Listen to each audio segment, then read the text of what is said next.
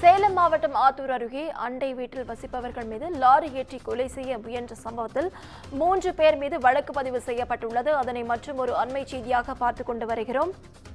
லாரியால் குடும்பத்தினரை கொலை செய்ய முயன்ற பாலமுருகன் மீது ஏற்கனவே வழக்கு பதிவு செய்யப்பட்டுள்ள நிலையில் மேலும் 3 பேர் மீது வழக்கு பதிவு செய்யப்பட்டுள்ளது. அன்பரசி, பூபதி, கதிரவன் ஆகியோர் மீது 4 பிரிவுகளில் வழக்கு பதிவு செய்யப்பட்டுள்ளது. அதனை மற்றும் ஒரு அண்மை செய்தியாக பார்த்துக் கொண்டு வருகிறோம். இதுகுறித்த முழு விவரங்களை வழங்க செய்தியாளர் பாபு நம்மோடு இணைப்பில் காத்திருக்கிறார். பாபு, வணக்கம். விவரங்கள். கண்டிப்பாக நவீனா. அதாவது சேலம் மாவட்டம் ஆத்தூர் அருகே அம்மம்பாளையம் நடுத்தரு கிராமத்தை சேர்ந்த மனோகரன் மற்றும் மகேந்திரன் மற்றும் அவரது மனைவி அனிதா, அதே தெருவை சேர்ந்த ரவி மற்றும் அவரது மனைவி அன்பரசி ஆகிய இருவருக்கும் ஏற்கனவே வீட்டின் எதிரே குப்பை கொட்டுவதிலும் காங்கிரீட் சாலையில் கார் நிறுத்துவது தொடர்பாக அடிக்கடி தகராறு ஏற்பட்டுள்ளதாக கூறப்படுகிறது.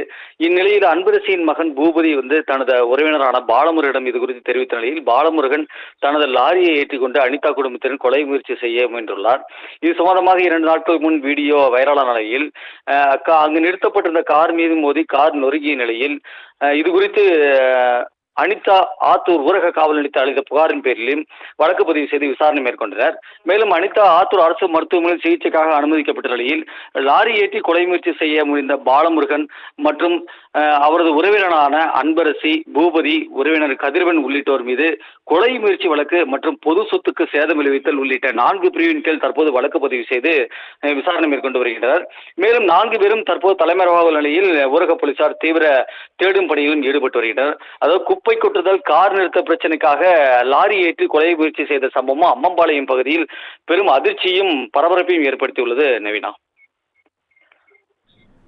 விவரங்களுக்கு நன்றி பாபு.